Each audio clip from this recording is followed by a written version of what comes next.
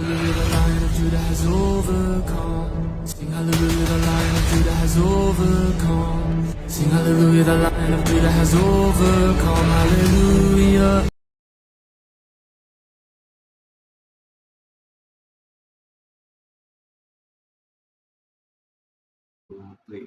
Maayong buntag, Karkar EFC! Busa, mga hinigugma ko nga mga igsuon kay Kristo, Pagpakalig-on kamo og dili gayud matarog sa inyong pagtuo. Pagmakugihon kamo sa buluhaton nga gihatag kaninyo sa Ginoo. Kay nasayod kamo nga may kapuslanan gayod ang inyong mga paghago alang sa Ginoo. Happy 63rd anniversary, Karkar EFC! Congratulations and God bless! Good morning. On behalf of my family, I would like to greet everyone a blessed and a fruitful day. With a heart overflowing with gratitude and joy, me and my family joined you in celebrating an incredible milestone, 63 years of God's unwavering faithfulness.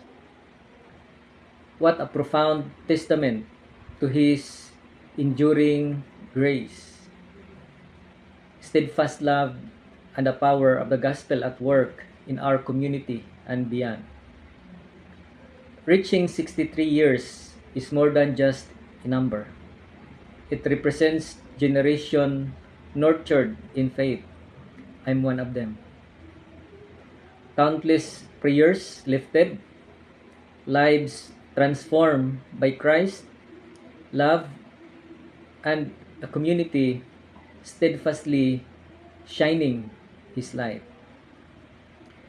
It speaks of resilience through changing times, anchored always in the unchanging truth of God's Word. Personally, this church, Karkar Evangelical Free Church, holds a deeply special place in my spiritual journey. It was here within these walls and among this family that my own faith was nurtured, challenged, and grew. Karkar Evangelical Free Church has been the fertile soil where my commitment to serving the Lord took root and flourished. You have discipled me, prayed for me, celebrated with me, and walked alongside me. The lessons learned, the worship shared, and the fellowship experience here have been instrumental in shaping who I am in Christ now and how I seek to serve Him now as a full-time pastor. Thank you for being the community where my faith became an active service. As we reflect on 63 years, we see God's hand so clearly, sustaining, guiding, providing, and blessing. He has been our cornerstone, our refuge, our source of strength through every season. So this anniversary celebration is a powerful reminder that He who began a good work in Karkar Evangelical Free Church is faithful to complete it. And I quote Philippians 1:6. Let us celebrate this 63rd years with immense thanksgiving and gratefulness. Let us also honor the legacy of those who faithfully built and served before us.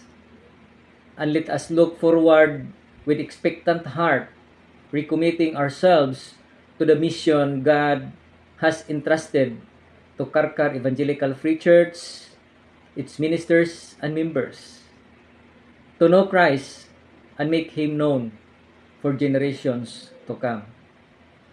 Congratulations, CEFC, on 63 remarkable years. May God continue to pour out His richest blessings upon you, guide your steps, and use you mightily for His kingdom in the years ahead. With deep love and gratitude and continued prayers for the ministry, mabuhay, and God bless us all. Let us always remember that He who began a good work in us will fulfill it in Christ Jesus. Maraming salamat po. Good day, brethren. I count it a rare privilege and opportunity to convey my warm greetings and congratulations to you, my brethren of Evangelical Free Church of Karkar. This event to celebrate is quite significant and memorable. This is to mark the 63 years founding anniversary of this church. Let me tell you some trivia about this church. I came as the pastor of this church, and yet the church was yet an infant church, still a semi-organized church. The officers appointed themselves as officers in a temporary capacity. I, their pastor, served this church for 4 years, from 1964 to 1968. I still can remember the core group leaders of the church then, the Saavedras, Sarmientos, and Navasquez, and Abatayos. They served voluntarily as officers of the church. From there, another group of families became attenders and ultimately become members. These families, PCC was included in the first four leaders, followed by the Alijados, Tangarurang, and others. I helped the church to form their constitution and bylaws, and they subscribed the congregational form of government. I also helped them implement the objectives or ministries as a church, establish evangelistic outreach in other places like Dunguan, Valladolid, Kambuntan, Awayan, and the group enjoy the joy of walking. Sometimes we walk up to 2 or 3 kilometers just to conduct our outreaches. I would like just to insert that during these 4 years of my being the pastor, I was married the second year of my ministry in Karkar, and I was so happy even to share with you that right after our honeymoon, when we reached Karkar from our honeymoon, I saw that the church has begun to put up a parsonage, a building for us. I'm so thrilled to see how the church helped me to be encouraged as their pastor. Before I close, these are the reasons why the church, during my incumbency as their pastor, we noticed, we experienced the growth, the increased number of members, families become member of Karkar Church. And we would like just to be grateful that the Lord has blessed our efforts and the commitment of the leadership and later the administration of the church, so that we could see a concrete increase of the membership of the church. We consider ourselves only as instruments, vessels, servants of our Lord Jesus, being the head of his body. And I try to emphasize about 3 things: that we consider ourselves as sower of the word. We do the planting, the sharing of the word of God to wherever we are, as is founded in the book of Mark.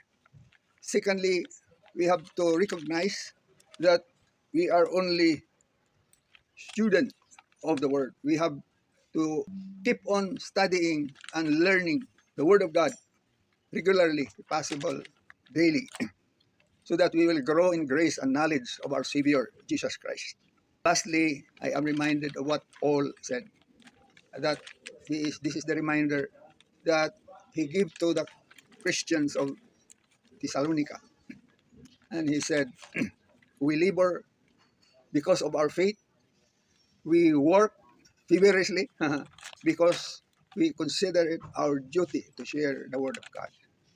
And there is still need to commit ourselves further because, as we see, there is always, we see in John 4, the field is still ready for harvest. Daghan pang mga kalag nga nagahulat, nagapangita nga makakaplag sa kaluwasan sa ilang mga kalag through the gospel of our Lord Jesus Christ. And thus, akong gi-encourage ang matag sa mga miyembro nga ilang bantayan ang ilang pagkinabuhi na mahimong example, sumbanan, kay makita unta ang presensya ni Jesus Christ sa ilang kaugalingon sa ilang kinabuhi. Mo kini isulti ni San Pablo sa Galacia 2, kapitulo 2, versikulo 20. Ako namatay tungod og alang kang Kristo. Dili na ako nabuhi. Usa ang kinabuhi nga aniya kanako karon. Akong ihatag kanan sa pag-alagad, pagkikugma kaniya. Repeat, brethren, I convey this sincere warm greetings and congratulations for our special day, week of celebration of the 63 years of the founding anniversary of this church. Again, thank you, brethren. Good day. God bless.